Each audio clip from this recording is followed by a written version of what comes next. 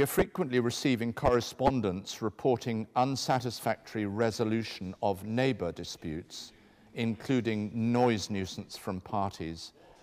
What, if any, role do the police have in relation to neighbour disputes or noise nuisance?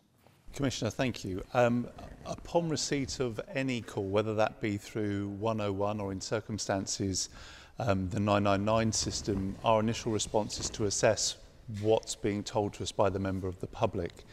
Neighbour disputes are by definition very personal and often very emotional cases, so our call handlers are trained in terms of vulnerability and risk assessment.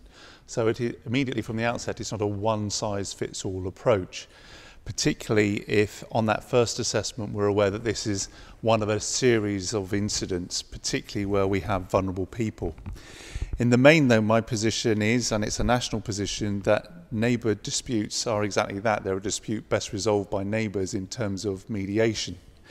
So our role is to provide advice, to look at if there is an escalation process potentially moving into the arena of antisocial behaviour, and to make clear to parties where matters are escalating that the law is there very clearly in respect of harassment, threats of violence, that we will intervene and use our criminal justice powers.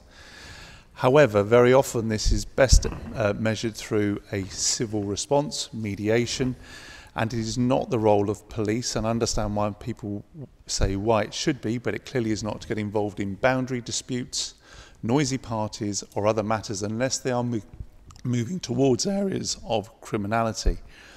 Matters of noisy parties are a matter for the local authority. And what I would say in this and many of the answers to follow, it's about the community and neighbours showing due regard to each other. So we do not assume it is or it is not a criminal matter at the beginning. We assess it for the vulnerability of the people involved. We try and calm matters down. It is not something we will automatically attend. And if needs be, we will use the escalation processes if criminal matters become apparent. In some instances, the public feel we should do more. The position is we will do what we're expected to do in terms of criminality, but it is for communities in these situations to resolve the matters themselves, or in the case of landlord-tenants, to resolve that with the landlord or the local authority, where the local authority is the landlord.